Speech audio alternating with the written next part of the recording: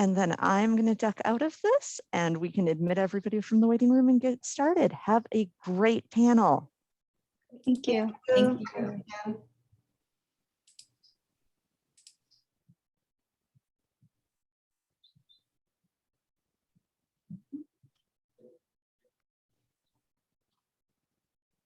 All right. Copy that.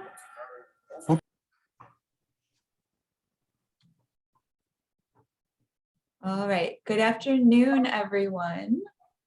I think we'll get started right away, just so that we have enough time for the presentation. The presentation is being recorded, which is great, so we can share with others in the future.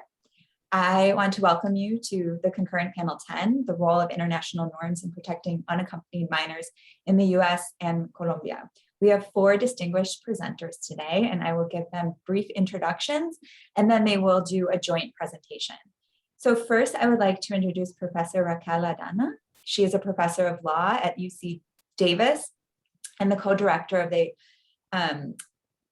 AOKI Center on Critical Race and Nation Studies and the chair of the ABA Latin America and Caribbean Council of the ABA Rule of Law Initiative. She teaches in the areas of immigration and criminal law and has taught comparative law courses with a focus on Latin America. Our second presenter is Sandra Morelo Peña, the Human Rights Prevention Lead for Conectando Caminos por los Derechos CCD of the American Bar Association Rule of Law Initiative. Sandra is a political scientist from Bogota, Colombia, who has also done postgraduate work in fundamental human rights. Next, we have Efraín Cruz Gutierrez, who is the Deputy Chief of Party of the HRSP CCD Colombia of the American Bar Association Rule of Law Initiative. Efraín is a lawyer from Bogota, Colombia, with a specialization in economics and a master's in sustainable development and environmental law. And last but certainly not least, we have Yoxira Espinosa Guzman, who is a JD candidate for the class of 2022 from the UC Davis School of Law. Yoxira has completed the immigration clinic at King Hall and has been the research assistant to the Davis Project on Forced Migration with Colombia. I want to welcome all of you. I'm so grateful for you and your work and for providing us this incredible presentation. We will hopefully have 20 minutes at the end to field questions, and I'm sure many of you will have questions. I will have questions as well. So welcome, and thank you so much for being here today. Thank you so much. I will get us started. Professor Barbato, I appreciate the introduction. I want to just begin by saying that this project emerged in part because of my role within the ABA Rollie, and also given the generosity of the UC Davis Global Affairs, my law school, to allow for some funding that enabled us to partner in a project that we titled A Partnership Across Borders to Improve Legal Protections for Asylum Seekers. I had taught a course in Bogota, Colombia, that was engaging in a comparison between the forced migration situations involving mostly Central Americans to the US, as Colombia was grappling, of course, with an influx of Venezuelans. And that exchange really gave rise to the need to continue a dialogue, to share experiences, both in terms of what Colombia could learn from the United States, but also what we could learn based on Colombia's response to what seemingly had some similar issues related to the forced migration phenomena. So for this talk, sorry, before I move on, so this collaboration has been going on for about 6 months, and as a result of this collaboration, we have had an opportunity at King Hall to provide input to Colombia's own comprehensive immigration reform efforts. We have been able to present in Colombia to public officials and civil society who have been thinking deeply about their own legal reforms and responses to forced migration. And we are now co-presenting in the hopes of being able to learn from one another about our respective situations. So we decided to focus this talk on the issue of unaccompanied minors, in part because Colombia is grappling with an influx of unaccompanied minors. And the US at least has had about 4 decades of experience dealing with the same issues. And we wanted to learn from each other about the responses to the phenomena that were informed by international legal norms and practices. So I provide here just a basic definition of who is an unaccompanied minor, provided by the United Nations High Commissioner for Refugees. So it is someone who generally is a minor under 18 is the threshold, but it also requires that they be separated from parents, or at least anyone who is considered a legal guardian upon their arrival into the territory of another nation.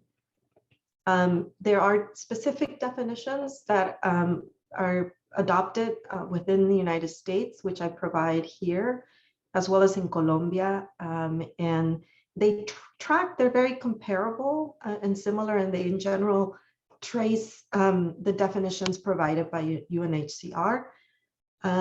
So, I'm not going to dwell on this too much because I don't see that there is enormous differences necessarily. I do want to point out, however, that the precision of 18 years old in the United States and our emphasis on evidentiary norms sometimes can become a tricky issue in proving whether or not someone qualifies as an unaccompanied minor. And this matters in the United States because, in contrast to Colombia, we have had the development of a specialized body of law, which is what we're going to be talking about today, to deal with unaccompanied minors differently than adult migrants.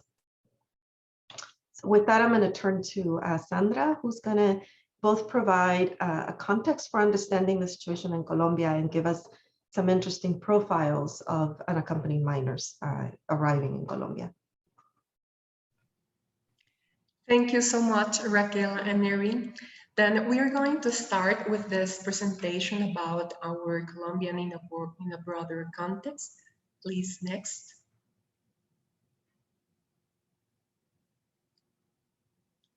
Okay, I want to highlight these 5 very main points and important issues about the context in the context migration in our country.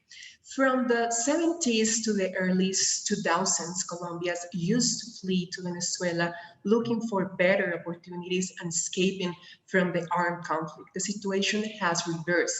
The internal armed conflict, the high levels of violence, and the poor economic growth of Colombia, in contrast with the golden age of oil in Venezuela that enabled the country to achieve a remarkable standard of living, forced Colombia to cross the border and seek a better future. It is estimated that almost 5 million Colombians fled to Venezuela. There is common history between Colombia and Venezuela. They used to be one country, and in the past we named it as Gran Colombia. They were only one country. They share cultural patterns and heritage, and there are tight family relations due to the mutual migration. The second point is related with the lack of administrative capacity and diplomatic relationships impedes full governmental control of more than 2,200 kilometers of shared border. The border is porous. Throughout the entire border, there are only 6 official border crosses and hundreds of not official border crosses. Colombia lacks diplomatic ties with Venezuela, and that impedes the creation of binational control mechanisms on the border. The historical social relationships between the populations of both sides, on both sides of the border, have blurred the line. The social interaction is stronger than the border itself. The third point is that since 2015, the number of Venezuelans in Colombia has substantially increased, reaching approximately 1,750,000 migrants in our country, and according with Migración Colombia. Still, official numbers are underestimated due to informal cross-border dynamics and resistance to registration of the Venezuelan population. The progressively more degrading situation in Venezuela has pushed more and more people to enter Colombia, either to transit to other regions or to settle in Colombia territory. Official numbers are inaccurate given the lack of control at the border and the lack of documentation of Venezuela, unfortunately. International cooperation, NGOs, and humanitarian actors are also gathering data and sharing information to establish a more precise diagnosis on the different needs of the population.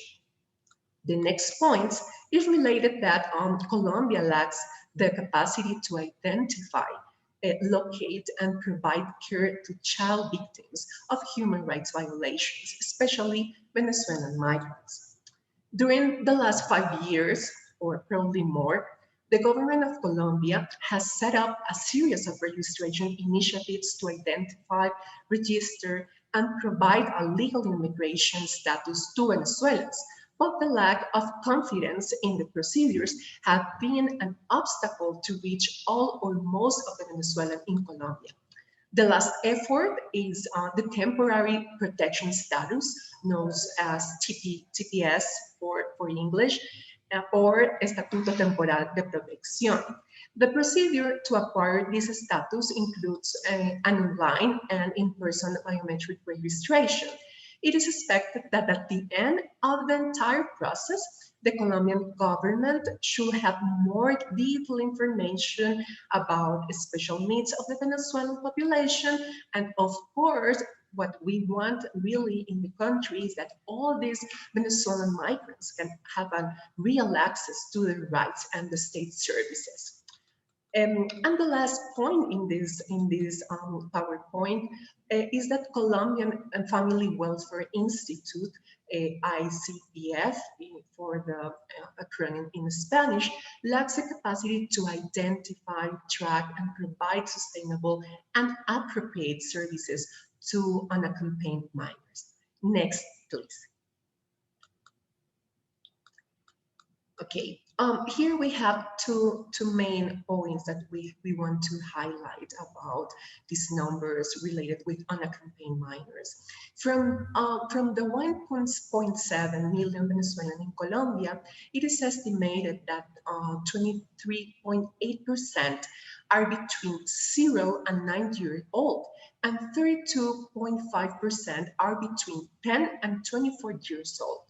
The Ombudsman Office estimates that there are 412,000 Venezuelan children in Colombia. Children are more difficult to identify, as you can imagine. They don't approach governmental offices to look for support, that they lack sufficient information to engage in bureaucratic procedures and feel more secure being like outsiders in the system. Also, between 2018 and 2020, the Colombian Family Welfare Institute includes 5,558 children in administrative procedures. 58% of the cases involves girls, 25% relate to sexual violence, and 9% to unaccompanied or abandoned children. Humanitarian actors have identified 443 cases of unaccompanied children during the first semester of this year, 2021. This information doesn't show the real extent of the problem. The real situation, as you can imagine, on the streets and the testimonies of the Venezuelans show that the problem is more delicate.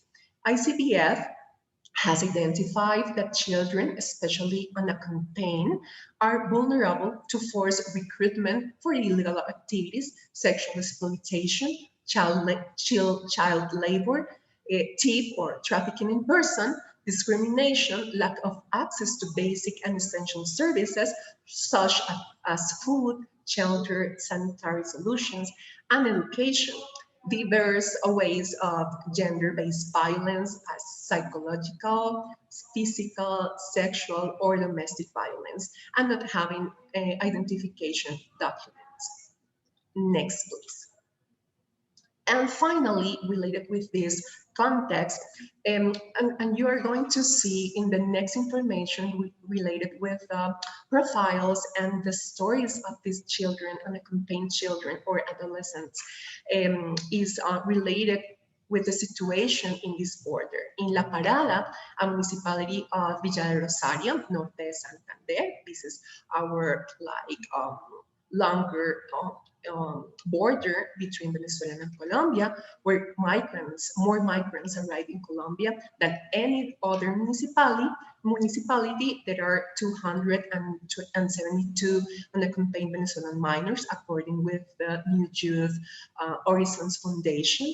The organization estimates that more than 11,000 Venezuelans have arrived in recent years and settled there in search of work. More are engaged in informal trade, crossing goods, and on the trails or recycling, according to the data of Migración Colombia, cited in the Special Migrant Children of December of 2020.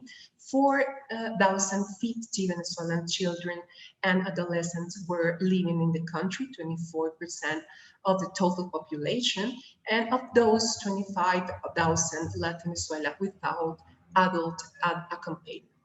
Thank you. Next. Okay, then we are going to talk about these profiles or stories about unaccompanied minors in Colombia. Okay, then taking into account the context and according with information collected on the ground, particularly on the border between the Department of Norte de Santander, Colombia, and the states of Táchira and Zulia, Venezuela, it is observed that most unaccompanied minors have suffered from different types of violence in their country of origin, and some already live on the streets before being forced to start their migratory journey to Colombia. Others migrate due to the possibility of obtaining money to send to their families in Venezuela. The following unaccompanied minors profiles or stories confirm the accentuated vulnerabilities and risks that are experienced by adolescents in the migratory transit, the lack of protection, states of origins, and the absence of integral policies to protect them by the receptor state, in this case, Colombia. Then our first profile is this one, the profile of John, a Venezuelan unaccompanied minor. Then the story is the next one. During his migratory transit to Colombia, John, a 15-year-old teenager in the company of a friend 2 years older than him, walked for 8 days from Caracas, the Venezuela capital, to Cúcuta, capital of Norte de Santander. During the transit, in addition to experiencing hunger, cold at night, and thirst, they were forced to carry packages and receive verbal and physical abuse by armed men who controlled the border. It is important to take in mind that unfortunately, all the borders are controlled by different armed groups and different gangs.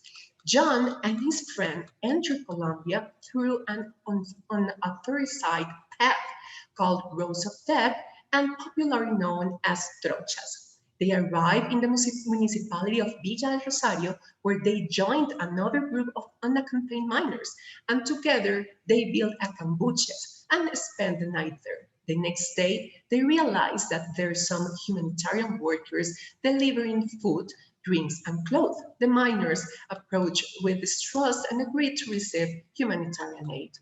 They were interviewed informally and invited to spend the night in a shelter in the area, which was operated by national and foreign civil society organizations. However, they decided not to accede or express their interest in continuing in continuing on their way. The adolescents did not receive protection and could not be legally detained in a shelter. They were in Colombian territory for 2 years without receiving any type of protection from an administrative authority. They were victims of crimes and suffered human rights violations, including labor exploitation. In addition, they were used for illicit activities by criminal gangs that took advantage of their vulnerability. They turned to Venezuela stripped of all hope, protection, and opportunity to have a very quality of life. Next, please. This next profile and story is about Dani, another Venezuelan unaccompanied minor. Dani is an unaccompanied 14-year-old teenager. As a child, she had to work to help her family in Venezuela, as other children in our regions.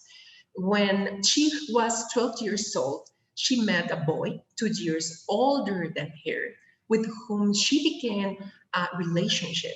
Dani never received sex education or heard about sexual and reproductive rights. Shortly after, she became pregnant with her daughter. Dani began her migratory transit to Colombia a year later with her boyfriend and her baby daughter, two unaccompanied teenagers with a baby, who walked for 10 years to reach the border with Norte Santander, had to spend the small money they carry on the road in exchange for milk and food for their baby. They managed to enter through an unthought side, a border crossing in exchange for Danny's boyfriend bringing a package that had to be delivered to a person who will be waiting for him on the other side of the border. The teenager did not know the context, but suspects that it may have been something illicit. However, he agreed and delivered it. The teenagers and their baby were taken to a boarding house where they lived in overcrowded and unsanitary conditions with other Venezuelan migrants. They were told that they could not take their baby to a hospital because they could be deported or held, and that they will get them a healer. However, Dani decided to go to the nearest hospital where after 2 hours her baby was treated. At the hospital, a social worker asked for her documents, feeling that she was a minor and did not have papers to allow her to be legally in Colombia. The rude treatment of the official frightened Dani, who remembers that at some points she heard from other teenagers in the boarding house that if any government official or humanitarian worker wanted to retain her, she should say that she was emancipated. The official did not refer the case to an administrative authority, and therefore it was not possible to activate the administrative process of restoration of rights of the minor, part in Spanish, of the National Family Welfare System. Dani's boyfriend continued to be used by criminal gangs in the area. After a few months, they decided to continue their journey, but the leaders of the gangs threatened them to tell them they owed a high sum of money to help and lodging, and that they couldn't leave until they paid everything. Dani and her boyfriend continued to live with their daughter in a border municipality, in a subnormal settlement, in houses made of cardboard and wood, where other couples live in the same conditions. From time to time, they receive some humanitarian aid that arrives in the neighborhood, but they continue without protection. Next, please. Finally, our last profile and story is about the profile of Lady, another Venezuelan unaccompanied minor. Lady, an unaccompanied minor, 13 years old girl, decided to migrate to Colombia with her brothers, ages 10 and 12, in order to find work and send money to their mother. In Venezuela, They suffered hunger and had no other option than to migrate to Colombia.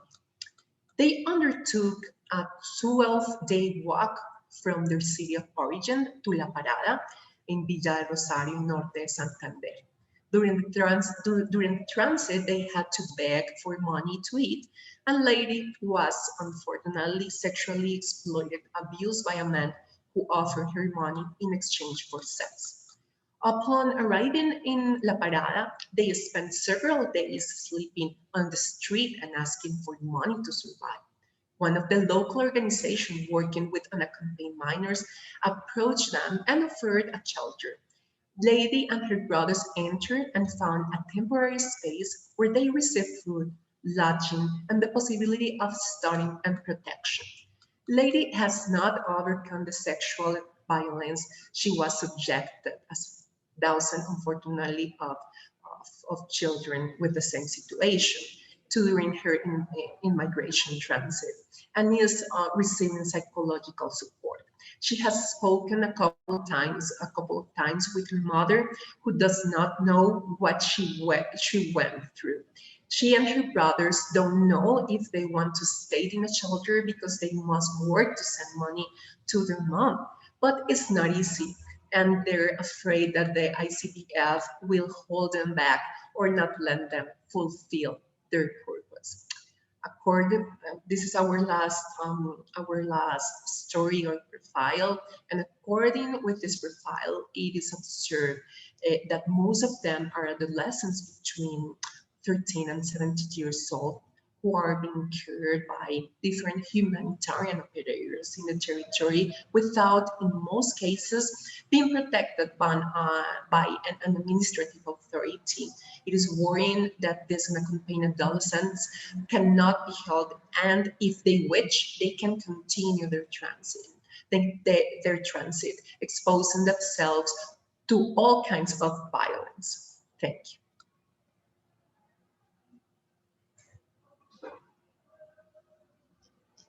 Thank you so much, Sandra. I needed to unmute. We're going to turn now to the US and provide some context. As I alluded in my opening remarks, the phenomena of forced migration to the US is a much longer and chronic problem, and we could have gone back a lot more to discuss the US relations with Central America, since most of the unaccompanied minors today are coming from that region. But we decided to, for the sake of time, that we would focus most of our context in just understanding what is happening with the transition from Trump to the Biden administration in the area of unaccompanied minors in particular, but also more broadly with respect to immigration. So as many of you know, the last 4 years during the Trump administration was a period of this particular darkness for immigration law. The severity and harshness, it has been well documented. During the Trump administration, over 400 executive actions and administrative actions were taken that were predominantly restrictive. And I would say that they specifically were the harshest at the border, and essentially for reasons that also predated COVID, but then intersected with COVID. Essentially, the border became shut down completely to asylum seekers who were subjected to policies like the MPP, better known as Remain in Mexico program, but also policies like eventually Title 42, which gave authority to the US government to exclude and expel people on the basis of health grounds based on the pandemic. So I want to kind of focus us in that situation, because it is the situation where the Biden administration and the Trump administration converge. Frankly, it would be unfair to characterize Biden and Trump as being the same with respect to immigration policies. But there is absolutely one commonality that they have, which is that what happened during the Trump years at the border despite promises to the contrary, have not actually changed during the Biden administration. And it's starting to look quite the same, like the preservation of the status quo. And you may have heard, for example, that initially the disappointment with Biden came that he refused to lift the Title 42 restrictions for asylum seekers at the border. But then also more recently that he, based on litigation, I suppose, but also based on his own policy choices, that his administration has decided to restore at least some aspects of the Migration Protection Protocol, MPP, or Remain in Mexico policy. This is in clear violation, as we will explain, with international norms, and then specifically the concept of non-refoulement under the UN treaties, which it has ratified related to protections of refugees and asylum seekers.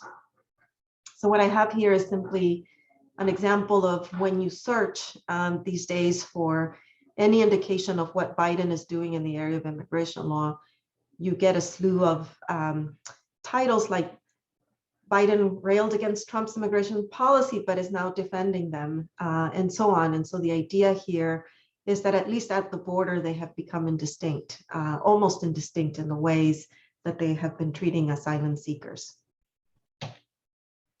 So one of the things that one has to think about is what could possibly explain Biden's shift, which was quite honestly radical from his promises during the campaign trail, and then what he has been able to do in the last 10 months or so of his administration. We might go back to even the Obama years and also understand that President Obama also came in with a very ambitious agenda. In his administration, Obamacare became perhaps his biggest emphasis and priority. And many immigration advocates waited and gave him the benefit of the doubt, thinking that first he has to get Obamacare done, and then maybe he'll turn to immigration. And during this time, Obama also instituted policies that gave him the reputation of being the deporter in chief in the history of the United States, because they were quite harsh within the territory. So sometimes it's not that difficult to compare Biden and Obama, given their experiences. And I think sometimes it's easy to see that part of what's going on, I think, in the Biden administration is that he also has very, very ambitious agendas, as you know, that have nothing to do with immigration, but with structural reforms and other things. And he's having a very, very difficult time getting those issues passed. And unfortunately, immigration law is a very divisive issue. And a lot of times, people like Obama and Biden begin to see the immigration debates as barriers to getting across their other priorities and agendas through. So we think that part of what's going on is this tension between Biden's domestic legislative agenda and immigration reform, and specifically the rhetoric that is often repeated that when you are soft on immigration, you end up with a much bigger immigration problem, sort of the assumption being that they keep coming because we let them. So I think this is part of the explanation. Another part of the explanation is also, I believe, that I do think philosophically, Biden has a more empathy towards immigrants already inside of the US territory. And to the extent that he's going to make any sacrifices to immigration law, I'm now convinced that he's just not that interested or concerned with the rights of asylum seekers outside of the US, under the perception that these are newcomers that don't have stakes in the territory. So I think part of the other explanation for this is this idea that there is a distinct difference, both constitutionally and humanitarian, between those who are already in the US and those who are trying to enter. I do want to signal, however, that Biden has made exceptions with respect to the treatment of unaccompanied minors. There's not any true reform or better treatment than under the Obama years. But one thing that he has done, which I think is very distinct from the Trump administration, is that he is not applying Title 42 exclusion or expulsion practices to unaccompanied minors. And that, I think, is already a huge victory. So just a little bit on this, and I'm not going to spend a whole lot of time, but ironically, despite the rhetoric that if we are tough on immigrants at the border, they will stop coming, the numbers just don't bear that out. So this data from, for example, July of this year suggest that we're not focusing on unaccompanied minors, but just recent arrivals to the border, that there were at least 200,000 encounters, and that this is among the highest months in more than 2 decades. So this number is higher than more than 2 decades than we have ever had in the last few years. And so part of what the rhetoric of deterrence is not taken into account is that to the extent that there were any drops in the arrival numbers to the US, which you see documented in the chart that I have you here, it had all to do with the interruption of pandemic on people's abilities to migrate. But as soon as there was a semblance that the pandemic was at least on pause, people started to come who had experienced the horrific impacts of the pandemic in those nations, and they started to come in droves. And so we're starting to see that, and the treatment that is happening at the border is simply not deterring people from arriving. Despite this, as I had suggested, Title 42 expulsions is very much alive, and this gives you a sense of how many people are being impacted by these policies. Essentially, no one is being allowed in. So they're either being precluded, except for unaccompanied minors, they're either being precluded or they're being sent back. And as you can see from the data, these numbers are really quite substantial. And finally, I do want to talk about the number of unaccompanied migrant children who are at the border. Ironically, despite, if to the extent that you say, right, tough on immigration at the border is going to stop people, and if we are kinder, they're going to come. The truth is there is no difference. Unaccompanied minors are also arriving at very high numbers, right, during the Biden administration. So I think, frankly, that what this suggests is that people will sadly use this data and ignore the other data, right, to say, look, we told you if you are kinder to immigrants, they're going to come in greater droves. And so Biden is going to have to deal with the rhetoric that his better treatment of unaccompanied migrant minors is leading to greater influx of their arrival at the border. So now I'm going to turn to Yoxida, who's going to give us just one profile of an unaccompanied minor in the US, and a little bit about the legal trajectory of this minor under existing laws in the United States. Thank you, Professor Aldana. So first I would like to talk about, who are the unaccompanied minors in the US? So if you can please go to the next slide.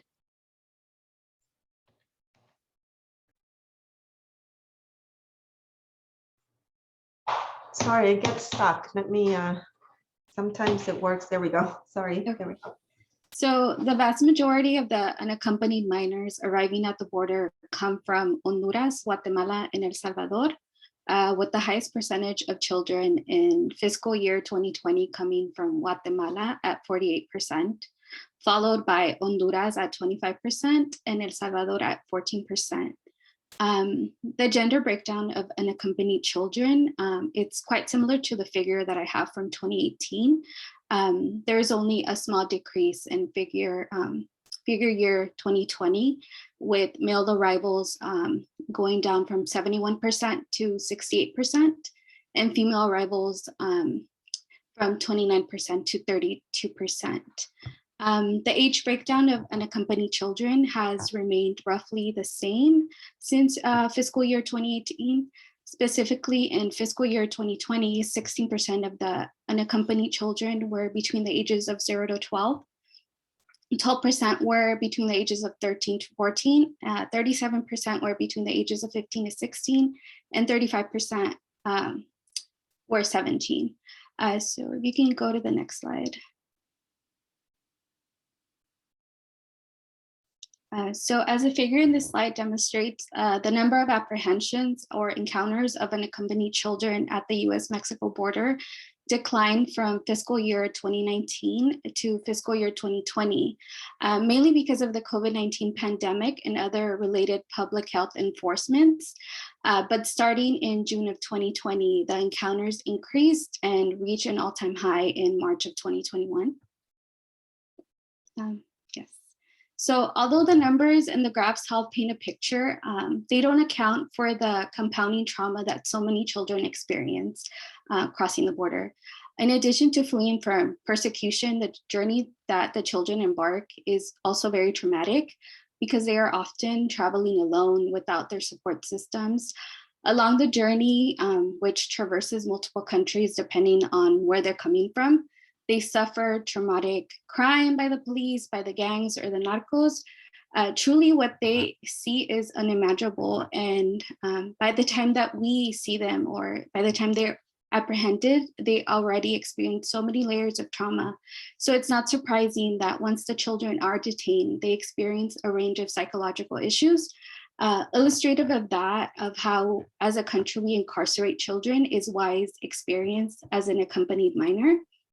So Y was born in Jutiapa, Guatemala. Y fled from Guatemala to escape child abuse, for child labor, and the gangs. At the age of 15, he embarked on a 10-day journey through Mexico towards the US. Y was apprehended at the Rio Grande, Texas border and was detained for 6 months in Southwest Key. Y was then transferred to a psychiatry center after suffering a breakdown upon hearing the news of his mother's health. Then he was moved to a restricted facility and was compelled to take drugs that were not FDA approved and that were not provided consent by a guardian. And oftentimes the children do find that the guards often use this as a leverage, and by saying that if they don't comply, that the judge will not see their case favorably.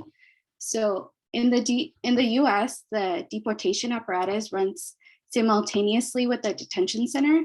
So while in detention, Y was served with charging documents, but was provided no guidance. And although he did not have an opportunity to see a judge or attend a hearing, Y may not have been able to engage in the process because of the drugs that he was compelled to take. So under the Biden administration, Y's legal fate may have been the same or roughly, or perhaps worse, we don't know. For instance, Y would be exempted from Title 42 exclusion, subjected to custody at the hands of ORR within the US Department of Health and Human Services, subject to release to family members or guardians, removal proceedings automatically triggered, opportunity to seek a path to legalization, but Y would have to bear the burden of seeking the immigration benefit in immigration or family court without a right of counsel, or rely on civil society or family to navigate the legal system. And also there is no presence of international organizations like UNICEF or UNHCR in the US. So despite this oppressive system that we have, unaccompanied children are provided with special protections under US immigration and anti-trafficking law, and are subject to separate removal and asylum processes. The two main legal bases providing protections for unaccompanied minors are the 1997 Florida Settlement Agreement and the 2008 William Wilberforce Trafficking Victims Protection Reauthorization Act, or TVPRA as it's known.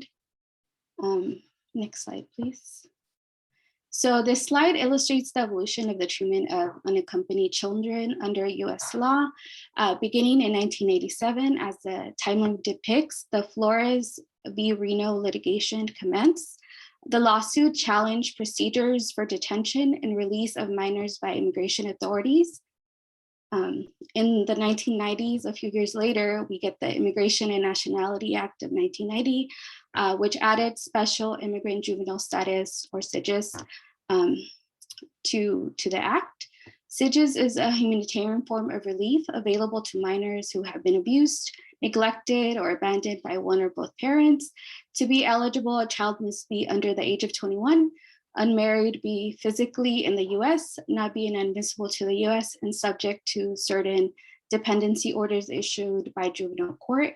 In 1996, building upon the IRCA of 1986, the IRERA empowered federal authorities to enforce immigration restrictions by adding resources for border policing and verification of employment.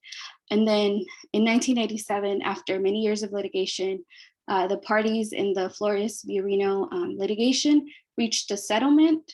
The Flores settlement is an important check on the government's treatment of immigrant children. The agreement arose out of this lawsuit, as I mentioned.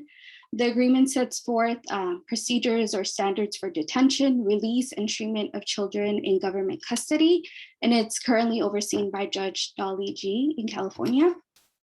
And then in 2002, we get the Homeland Security Act, which divided responsibilities for the processing and treatment of unaccompanied children between DHS and ORR. So the law assigned to DHS the responsibility for apprehension, transfer, and repatriation. The law assigned to ORR the responsibility of coordinating and implementing the care and placement of UACs in appropriate custody.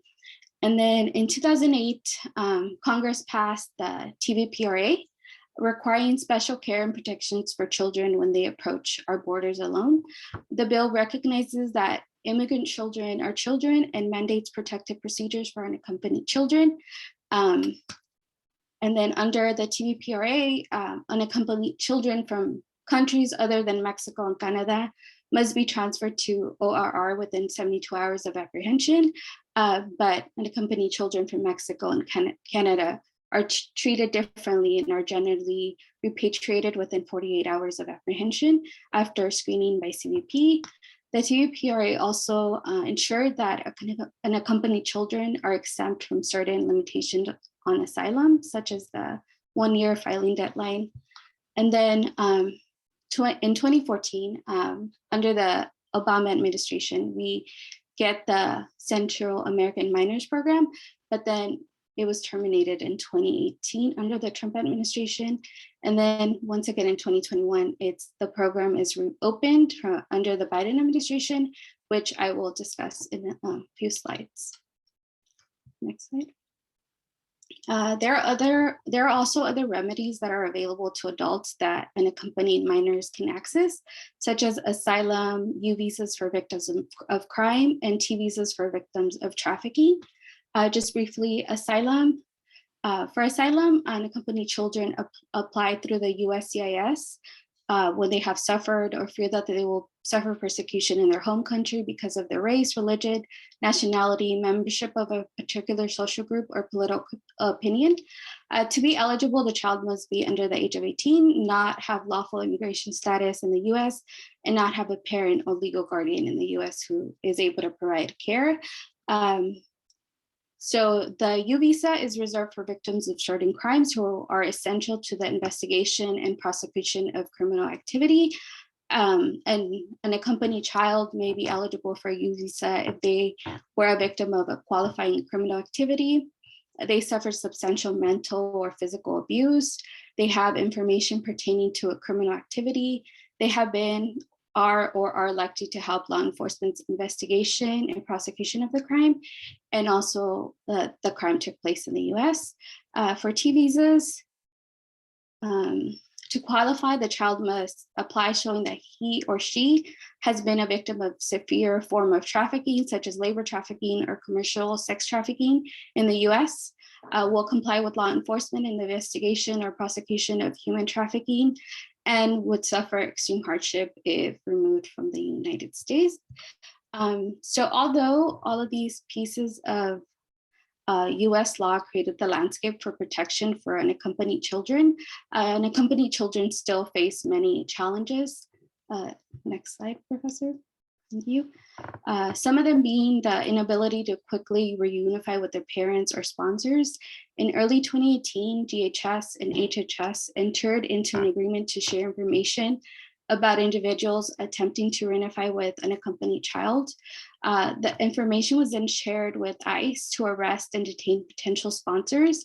And this in turn created a chilling effect to come forward and get fingerprinted. There is also no right to a court-appointed counsel. So unless their families can afford attorneys or secure pro bono counsel. Children from as young as 1 to 17 years old have to appear in court without legal representation. And as previously mentioned, some of them may not be able to engage in the process because they may be compelled to take drugs.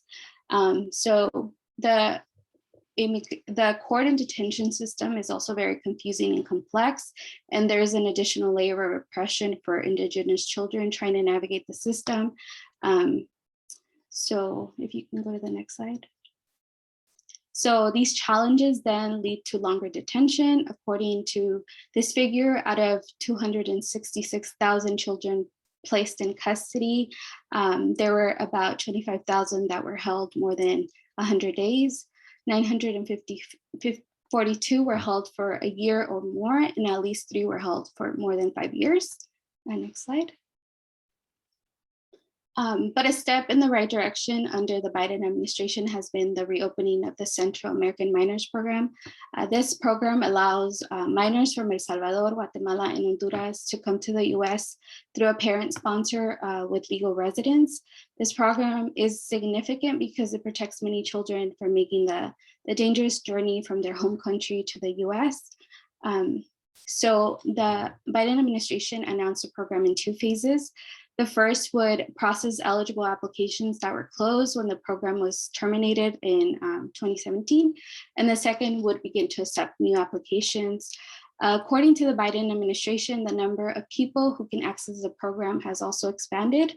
First, the program can now be used, can be used not only by the parents who are in the US, but also by legal guardians. And more parents or legal guardians are also now eligible. Originally, they had to be lawfully present in the US, such as having permanent resident status, temporary protected status, parole, deferred action, deferred enforced departure, or withdrawal of removal. But today, those who have a pending asylum application or a pending U visa petition filed before May 15 of 2021 are also eligible. Last slide, Professor. The program also features 2 pathways for those seeking admission to the US. We have refugee status and parole. The refugee status pathway requires the applicants to prove they meet the definition of a refugee under US law. Under the refugee status pathway, beneficiaries are provided with case management support, financial assistance, and a pathway to citizenship in the US. The parole pathway, by contrast, requires a determination from the Department of Homeland Security that the individual is at a risk of harm, clears all background vetting, there's no serious derogatory information, and someone has committed to financially support the individual. Unlike refugee status, parole status only grants applicants admission to the US and access to work authorization. Because the program was reopened earlier this year, the data is still scarce, but we are hopeful that the expansion of the program will drive many parents or legal guardians to apply. But concerns remain because many children that flee their homes do it out of necessity and urgency, and the application process can take up to 6 to 12 months on an average. And due to COVID, the processing may be longer.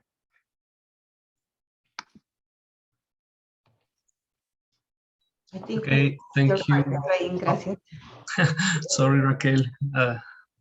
Thank you very much, colleagues Yuxida, Sandra, Raquel. I would like to speak briefly about what is currently happening in Colombia with Venezuelan migrants, especially with children and unaccompanied children, and also talk a little bit about the coping capacities that we have right now in terms of the legal framework and also those stakeholders that I feel are providing services to this population. So the first thing that I wanted to point it out, and throughout my presentation, I will just retake some of the points that Sandra mentioned.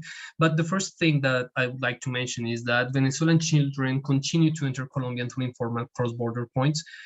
This is something that is going to happen and is going to continue happening until there is a structural solution with regards to the Venezuelan crisis in terms of the political and economical situation in the other side of the border of Colombia. The other thing that I wanted to mention is that after years of closure, and it is about 5 years, more or less, there's a reopening of the border, and it was reopened just because there was some kind of pressure about the people that are having commercial relationships between Colombia and Venezuela. But years before, the border was closed, and that encouraged people to cross the border informally.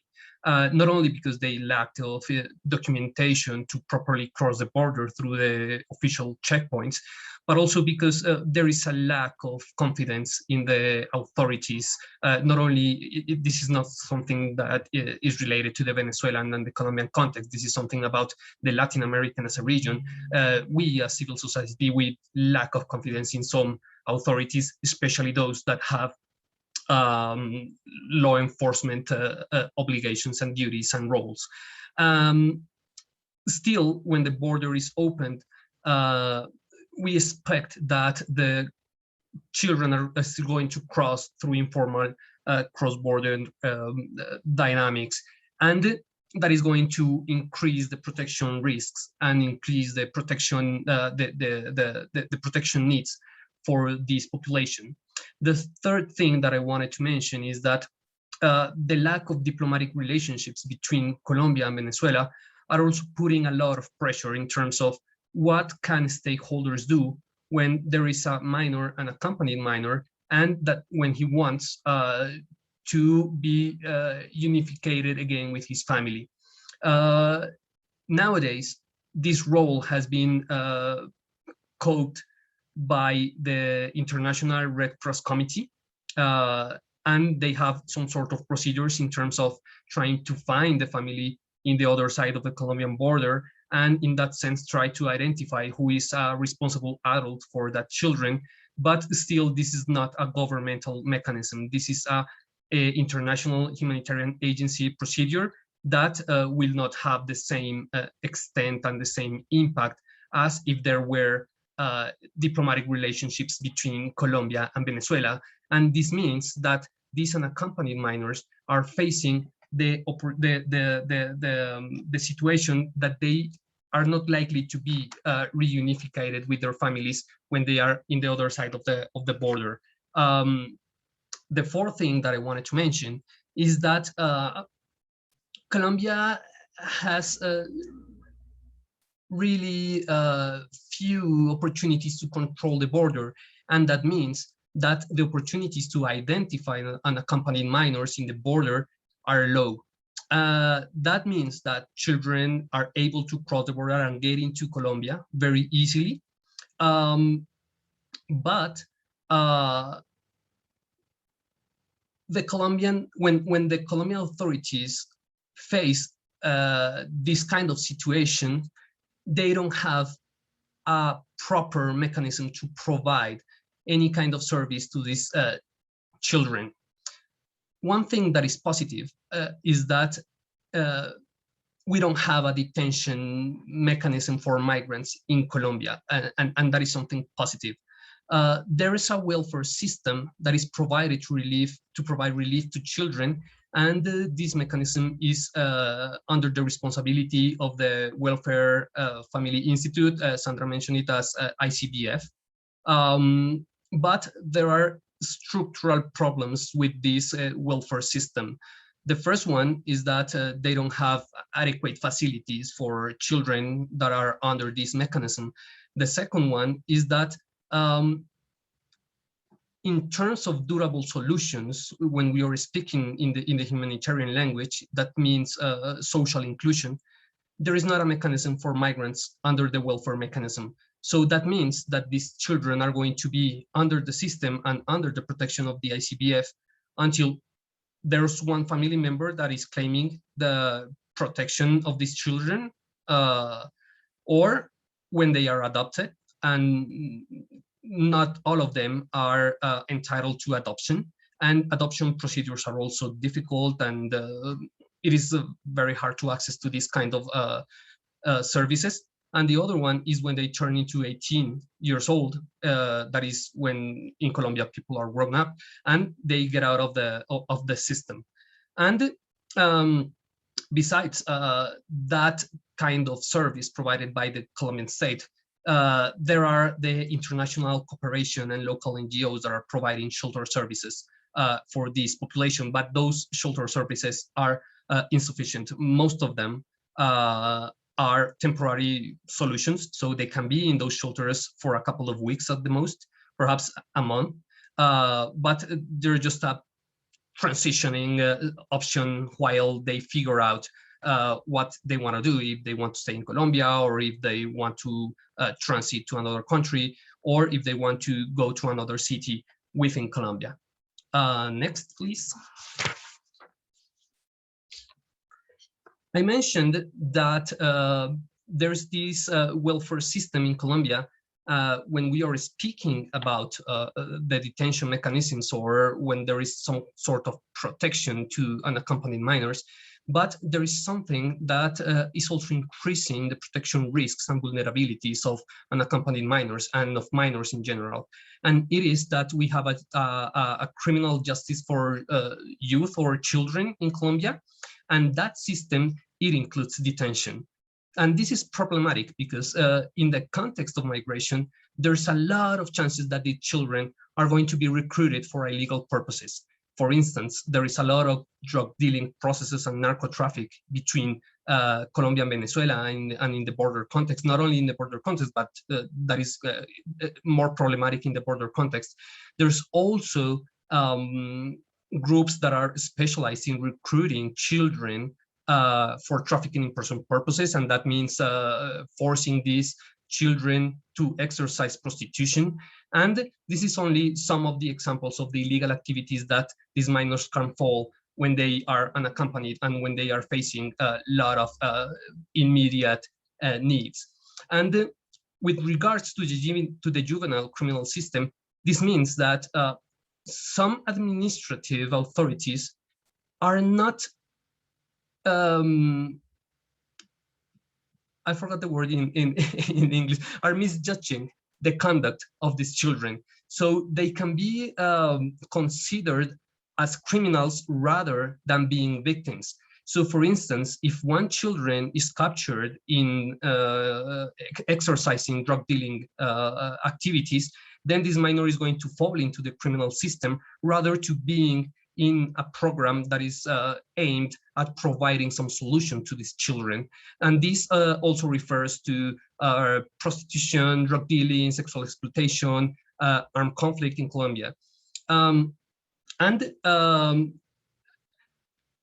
Even when there is a lack of capacity of the Colombian government to exercise authority, it is still one risk that these children are facing, and it is that they are not going to receive the adequate services to overcome their acute humanitarian situation. And besides that, they are going to receive a punishment or something similar. Next, please.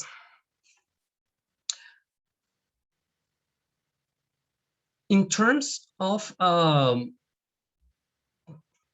accessing to a proper migration status in Colombia, my colleague Sandra mentioned this figure that is called the TPS, the temporary protection status. It is a huge effort that the Colombian government has made for providing a formal or legal stay in the country.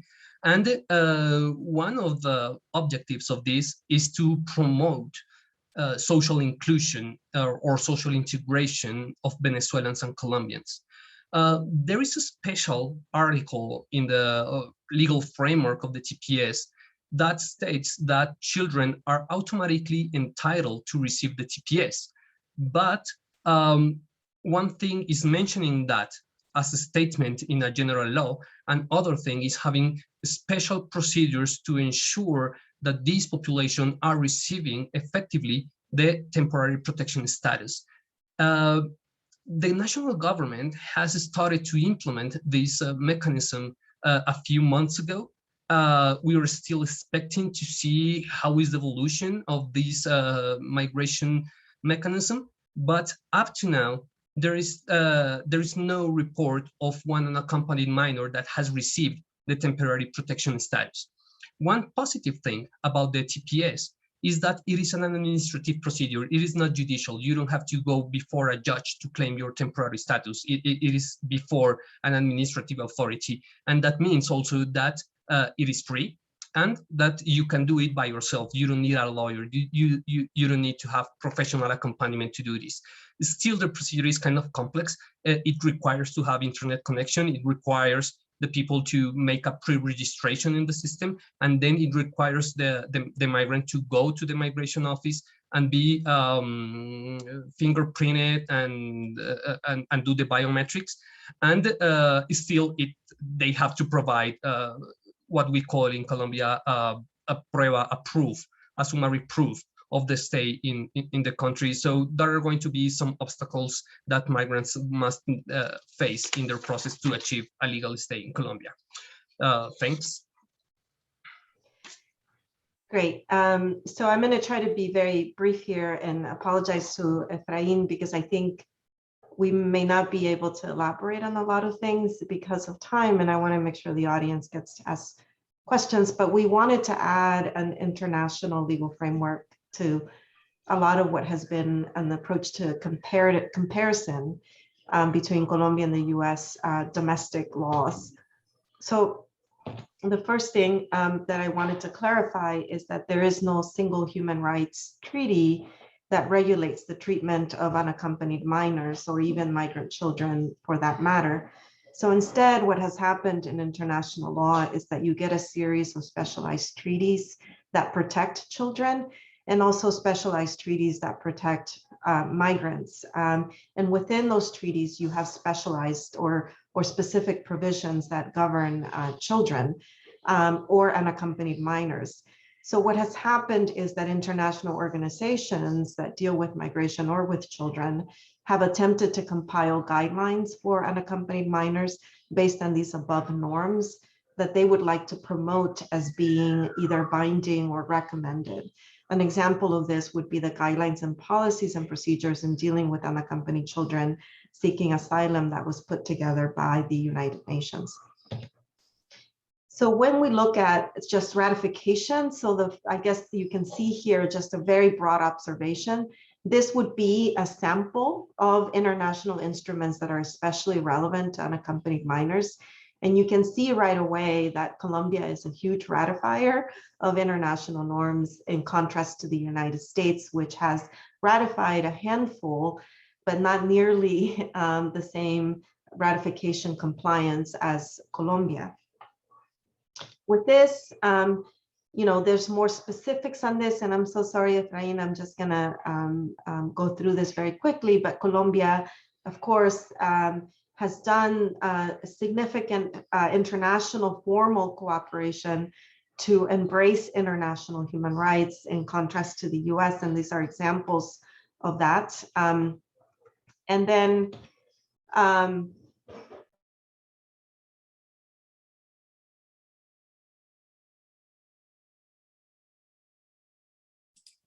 I have been muted.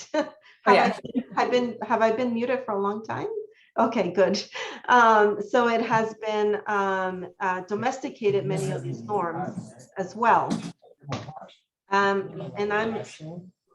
Whereas the United States, what I wanted to say, right, is that that the US lack of ratification has not totally meant that many of these norms have not been domesticated. The domestication process is different because it's not through formal ratification, but instead the domestication process has been through advocacy and strategic litigation that has been undertaken, that has borrowed and been influenced by international norms to be able to push for mostly legislation in the United States that has provided the special protections for unaccompanied minors. The other piece that's really interesting about the US is that the absence of ratification has not meant an absence of interest in the protection of children. One example of this is the degree to which the US provides significant funding to help nations address issues related to forced migration abroad in the tune of $20.5 billion just in fiscal year 2002, as an example. And much of the funding, it goes to migration related entities. So you see that a bulk of the funding here goes to UNHCR or to UNICEF. And so one way that the US participates in international norms is by promoting compliance, even though it does so outside of our own territory. So in summary of, in terms of international law, we took the principles that I said have developed through these specialized treaties that apply to unaccompanied minors, like the principle of non-discrimination, access to territory and non-refoulement protections, issues against detention, prohibition of detention, the guarantee of due process, issues of access to asylum and other paths to legalization, issues of family unity, and then finally, search for durable solutions. And what we did, and we would be very happy to answer more about this with respect to Colombia and the US, we try to do a preliminary assessment of where are we in terms of compliance, right? So how does formal ratification translate into actual compliance on the ground? And what we see to some extent is that, you know, both Colombia and the US have work to do. For the US, there's partial compliance or no compliance with some of these things. And I think similarly, when we were discussing what do we say about Colombia, we also ended up having hesitations around some of these issues. Just to highlight, for example, Colombia, as under-resourced as it is, doesn't detain children, and that's a huge victory, whereas we have a system, right, that is, we call it custodial, but ends up being very, very egregious and harsh in the way that we treat unaccompanied minors. Just in terms of numbers, we wanted to give you a sense. You know, the US is protecting a much greater number of people in terms of just granting refugee status and asylum. The latest figures for the US for 2020, for example, is around 341,000 people who've benefited from asylum, in contrast to Colombia, which only provided asylum to fewer than 1,000 people in 2020, right? So capacity issues are clearly demonstrated through the data. But even so, Colombia is making progress. You know, one of the reasons why asylum isn't sought as much in Colombia is because most people are dealing with temporary protected status as the only access that they're tapping into. So to some extent, you could argue the US is doing better, but we also have to keep in mind that the US is a much bigger country and has a much bigger capacity and institutional capacity to be able to absorb these humanitarian crises. So perhaps, Efrain, you could help us close our final reflections before we allow the audience to ask us a few questions. Okay, thank you, Raquel. So the first final reflection is that resources and state institutional capacity have made a huge difference in the degree of compliance with international norms in the respective nations. The first thing about this is that despite Colombia's greater normative strength in terms of ratification of international norms, Colombia's relative institutional weaknesses are still driving outcomes. The second one is that Colombia has also opted for a temporary protection status, such as the TPS, rather than more permanent and holistic solutions to alleviate the full integration of the unaccompanied minors into the Colombian society. And just to make a parenthesis here, we are, as Colombia, we are a part of the Refugee Asylum Convention of 1951, but since time ago, since decades ago, but still the Colombian government has been reluctant to apply this kind of mechanism and international protection status to all Venezuelan migrants, and the Colombian government just opted to create a TPS. And during the last 3 years, the Colombian government was discussing how to design this mechanism rather than applying what it was already existent in Colombia. Then we have that the US has also the advantage of time, and that means that the US has the experience in dealing with unaccompanied minors.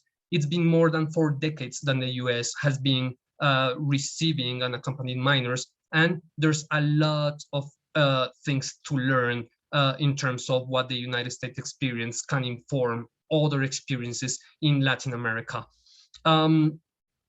Also, as part of this, there are significant challenges in the US.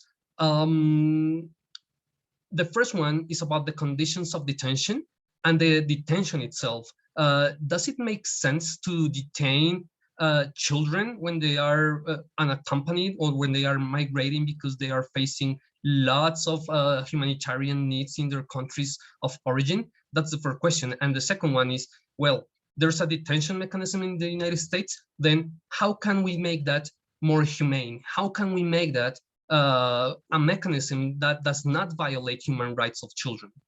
And finally, Colombia is starting this process of providing attention to unaccompanied minors. And there are lots of options here that Colombia can take. The first one is that it doesn't, when you have a comprehensive legal framework, it doesn't mean that you have the capacity to implement that legal framework. Still, that I don't want to mention that or to state that this is unnecessary. It is completely necessary to have a legal framework and a strong legal framework. But still, there are some things about the coordination of public policies that need to be articulated among them. For instance, this is not only one thing about migration. This is about health, this is about education, this is about shelter, this is about food. So all the public policies, all the social public policies of Colombia must coordinate in order to provide a comprehensive response to the unaccompanied minors that are arriving in Colombia. The second one is that if we want to have a better approach to the migration of Venezuelans, and especially to unaccompanied minors, the Colombian government must reevaluate the diplomatic relationships between Venezuela and Colombia. We are not stating here that they need to be the best friends now in the region, but still we are saying here that they need to dialogue about the most acute situations of the population that are crossing the border, at least that. Then the other things, they are important, but they can wait. The next reflection about the Colombian experience is that we need to move forward in terms of durable solutions or local integration. These unaccompanied minors are here and they are going to stay, as well as the Venezuelan population. We are not here facing a transiting situation. We are facing here 1 million and almost 2 million Venezuelans willing to stay in Colombia. And that means that we need to have a differential approach when we are facing unaccompanied minors. It is different to provide services to Colombian children when we are facing also other kinds of populations as the Venezuelan children that are having more acute and delicate needs. And I will leave it there just for the sake of time. And I don't know if we have still time for some questions of the audience. Thank you very much.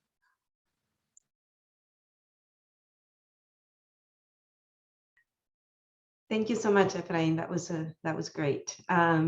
We have time, right?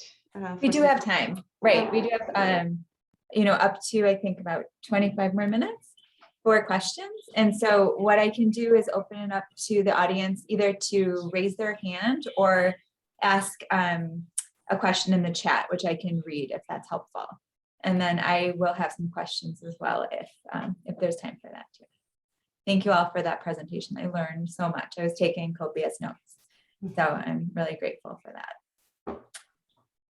So I'll just give the audience a minute or two. Some of my wonderful students are here. So I'm grateful that you were able to share with them as well, because I know that will all help them be better clinical students as well, especially in our representation of children.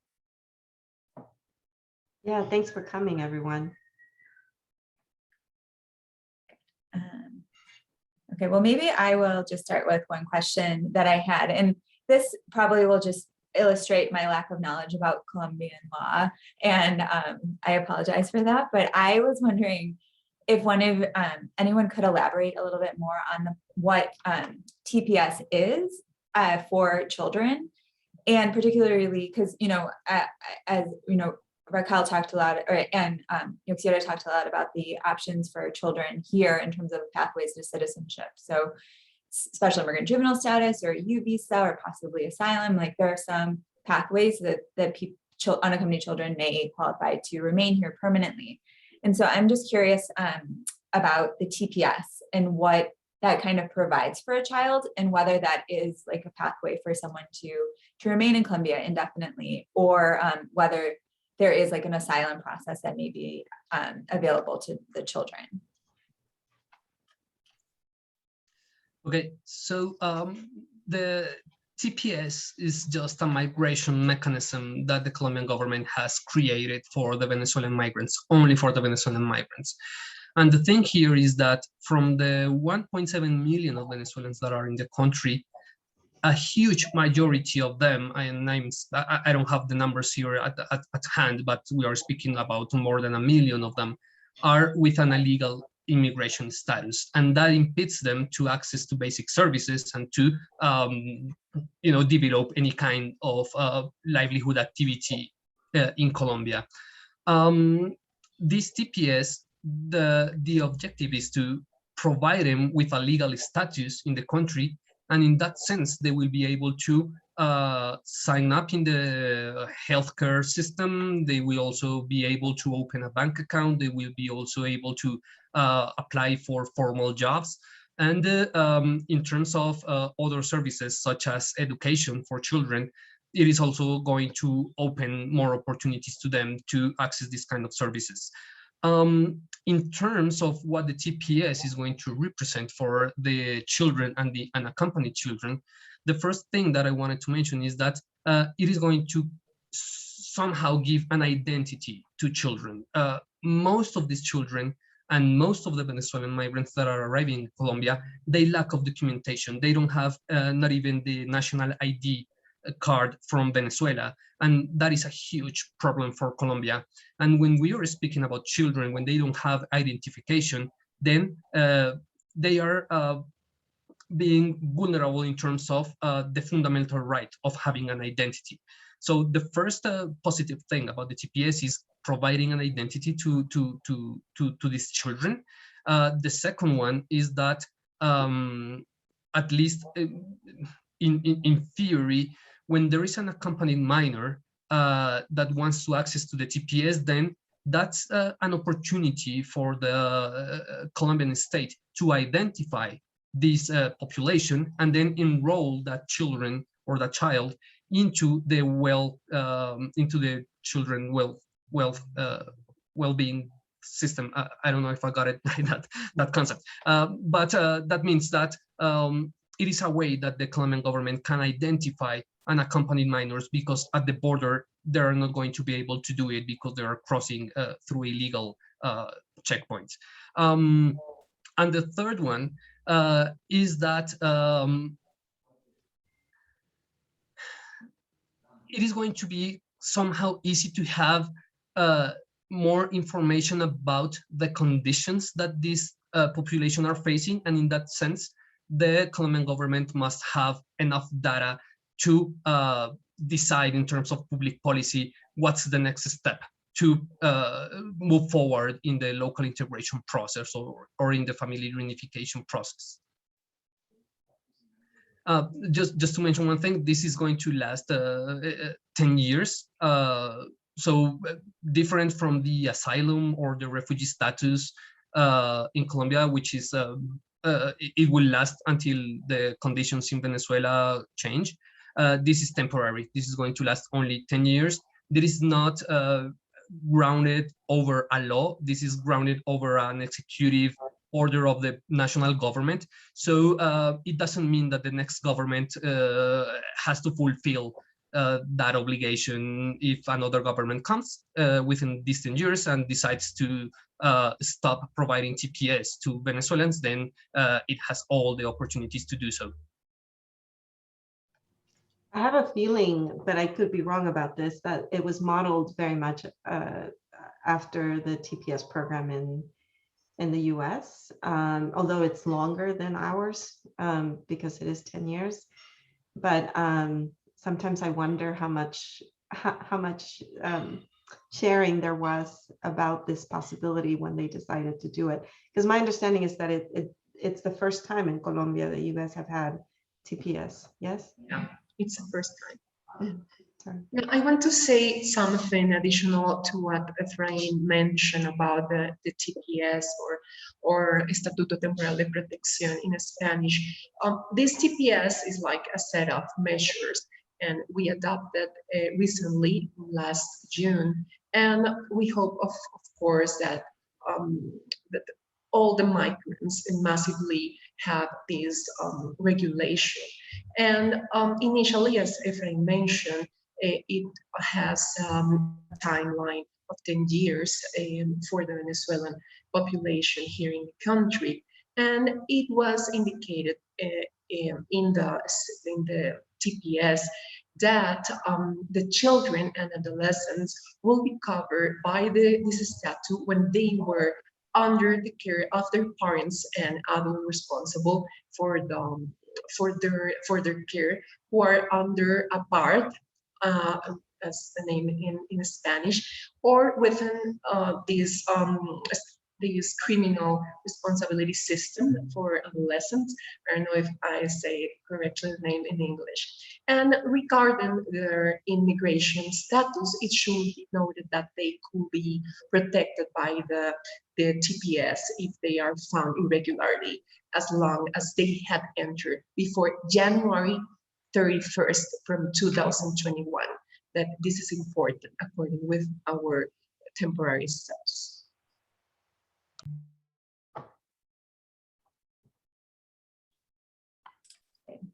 Thank you. That was really helpful to understand. And I do see a lot of similarities with TPS in the US and this TPS, but obviously the length of this is longer. And one thing that I have found interesting in the representation we have of people from Venezuela in the asylum process in the United States, it is often a population that we work with that wants to return home at some point.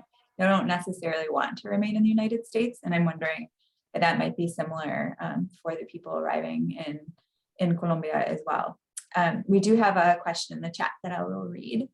Are there opportunities for non-legal volunteers who may be interested in helping unaccompanied minors in the system? In the US or Colombia, or Maybe both? I can speak briefly about the US experience. I do think that some of the ways in which you can help unaccompanied minors can call for very significant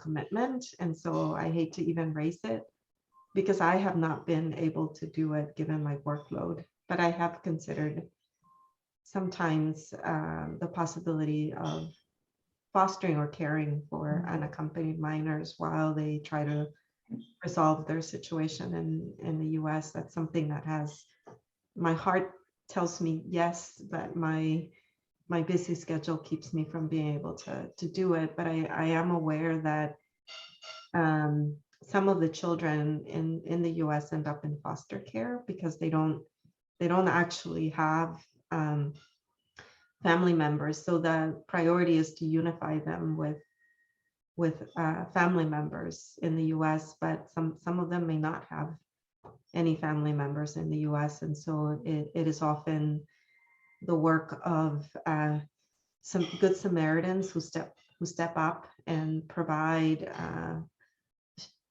homes and shelters. A less perhaps committed way is to volunteer for some of the shelters, the more official shelters that are working with unaccompanied minors. I think there's a lot that you can do in terms of social integration by working with these organizations. I'm sure they have volunteer opportunities to be able to provide meaningful and happy opportunities for children. Many of them end up in schools, for example. So some of them end up in local schools. They end up in, so once they're out and about and they integrate in the community, they do all of these things, but it's very easy for them to fall through the cracks because of the trauma that they've endured and also the challenges of having a life here in the US. So I think sometimes even contacting local schools and finding out a little bit more about children who may have enrolled in the school who are either refugees and or perhaps unaccompanied minors, and providing some programming and support for them might be another way to think about helping out. And then I'll mention one that I do, which is I give money to UNICEF and UNHCR when I can on a regular basis, because I think that the work that they do mostly abroad to provide actual shelters for people, I know they do this in Colombia, is really, really important and has very direct impacts for children.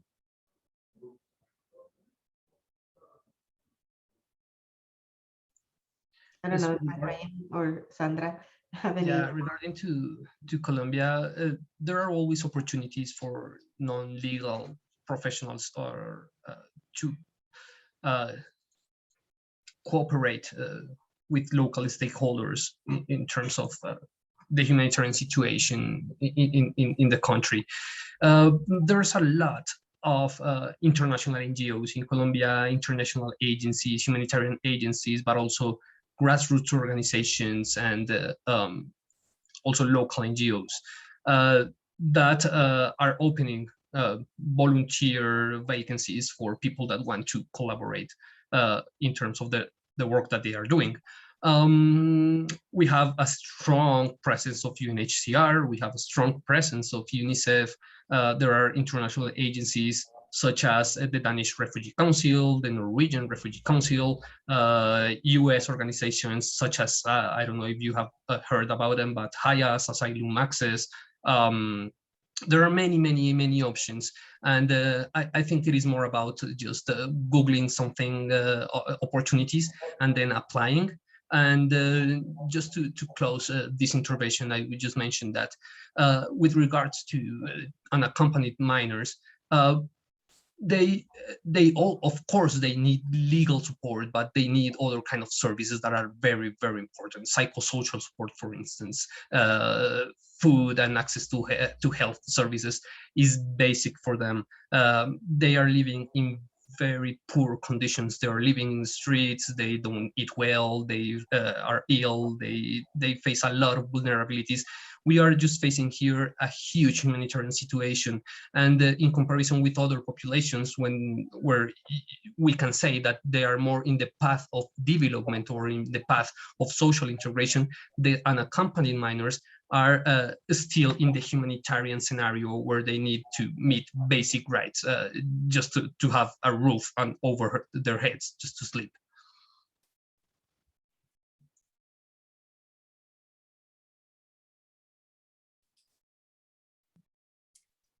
Thank you. I'll give it a few more seconds to see if any of the audience have more questions before I dominate again and ask more questions. You also made a question before the one that was in the chat, but I forgot it, Erin. Oh, I have so many questions. I'm not sure.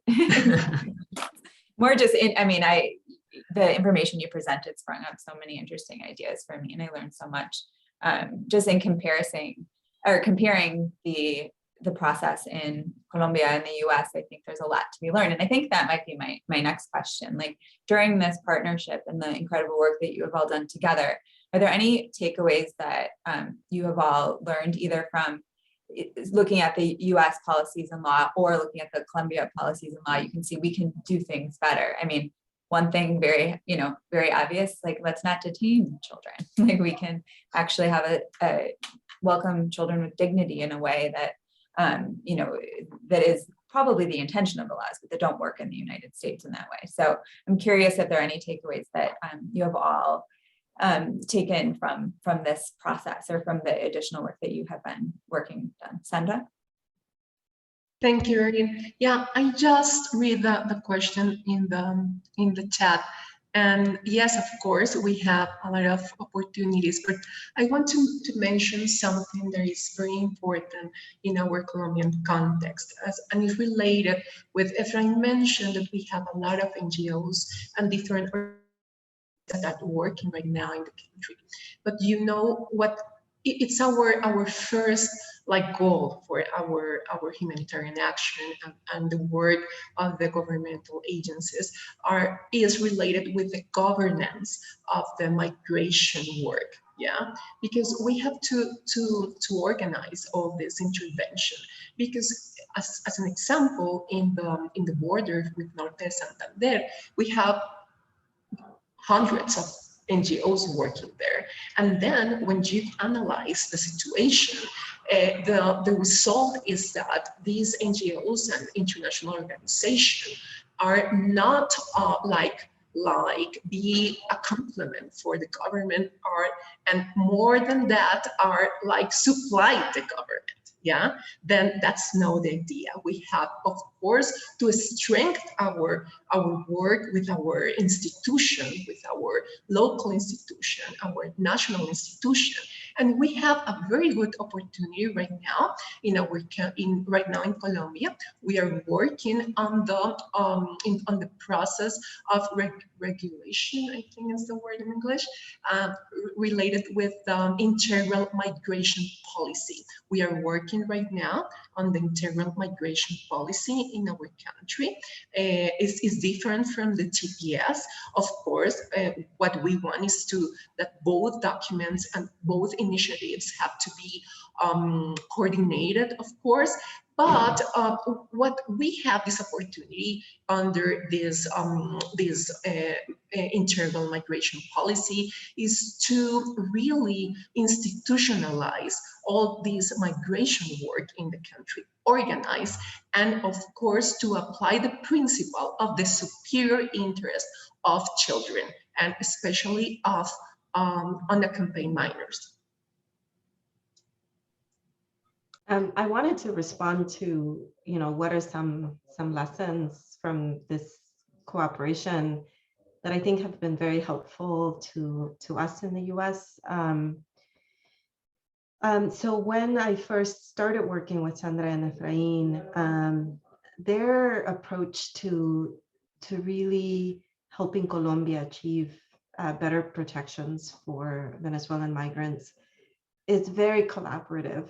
I mean, and they are really engaging with civil society across multiple sectors, including law schools and etc. But they're also engaging in high-level conversations with governmental officials to try to really influence practices and laws. And then I also have noticed the daily and profound presence of international organizations domestically in Colombia. So a couple of thoughts. One is I was reminded of how important it is and how we have the benefit of time, and how maybe 40, 50 years ago, law schools didn't have the number of immigration clinics that we have today. And we didn't have the formal recognition of immigration in the curriculum as something that was really important and transformative. And yet today, my immigration classes are among the most popular classes for elective courses. I get enrollments that are higher than other elective classes. And then we have just so many students who are very interested in pursuing careers as immigration lawyers in the US. So I am reminded that this was not a fluke, that it didn't just happen, that it was the effort of an organized civil society that recognized that everyone has a role in fixing and creating solutions that aren't just situated in states. And that is especially true when states are weak, or when states are corrupt, or when they are cruel. And I think the Trump presidency, in all honesty, reminded us of the hope that we have to retain as civil society in the face of institutional failure. So for me, it has been invaluable to be reminded of those efforts. Colombia feels very exciting to me because despite their enormous challenges, I see the enthusiasm of this nascent movement. And it almost feels like they're inspiring me to remember all of the ways in which our efforts have paid off, and we forget them, especially in time of darkness, right? We forget how far we've come to build better systems of support for unaccompanied minors in the US. So that has been helpful to see their energy and their enthusiasm when they're facing enormous challenges, has been very helpful to me. Yeah, I also wanted to mention that one of the takeaways is about how can we strategically litigate for ensuring the rights of the migrants, and in this case of unaccompanied minors. There are more and more stakeholders, and not only universities and legal clinics, but also NGOs, that are acknowledging that law and the exercise of law is going to be important in terms of outlining and founding the grounds of the public policy of migration in Colombia. This is not only a legislative debate, this is also a precedent in the judicial courts debate. And that means that there must be some sort of coordination between these legal stakeholders that are litigating in delicate cases.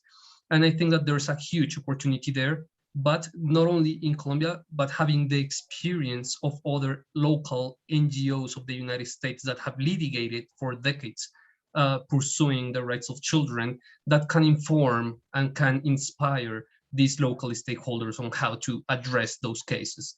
I think that there are lots of things that we can learn from each other. I remember the question that you made, Erin, about the amount of people that are desiring to stay in the country. And I was reading an article this morning, basically, and it says that there's a poll, an official poll, because it's from the governmental Department of Statistics, that says that 96% of Venezuelans are willing to stay in Colombia, at least for the next year. And 3% of them are willing to return to Venezuela in the short term. That means that Venezuelan migration is here to stay, that Venezuelans are going to be part of our society in a more active way. And that means that we should shift the approach from a migration scope, which is discretional, to a rights approach. Yeah, this is not about if we want to have migrants in Colombia. This is not debate, because Venezuelans are going to stay here for decades. It is how can we ensure that they are included in our society in terms of being an active and a proactive actor in the development of our society. How can we extract the best of them in terms of their technical capacities, their professional capacities, their hand labor, and so on and so forth? And how can we coexist peacefully rather than staying in the debate, you have a legal status or you have an illegal status in Colombia? And that's a huge challenge that we have, not only as a country, as a society, I mean. And I think that there are also debates that we can share with the United States society, especially from those in the border, where they are receiving for decades hundreds and thousands and millions of migrants, not only from Central America, but for other countries of the world. Thank you so much for all of that perspective. And that in particular, I could ask you all questions for hours, but I know you don't have the time to just entertain all of my questions. But I am so grateful for the information you put together and for the hope that all of you give me. I often feel alone in the work that I do and the fight that we have, especially for the children, and knowing that the bright minds and compassionate hearts of all of you are out there doing this good work will probably allow me to sleep a little bit better at night. So I'm really grateful for that. And I'm looking forward to sharing this material with all of my students. It really is incredible. And I hope you all know how grateful I am and how I think you are really changing the world, especially for children. And that's something to celebrate and to keep working on. So thank you again. I hope we stay in touch, and I look forward to sharing this with more people. Thank you. Thank you for coming, everyone. Thank you. I'll write to you guys, Sandra, Efraín, Yosira. Okay. Thanks. Bye. Thank you so much. Bye.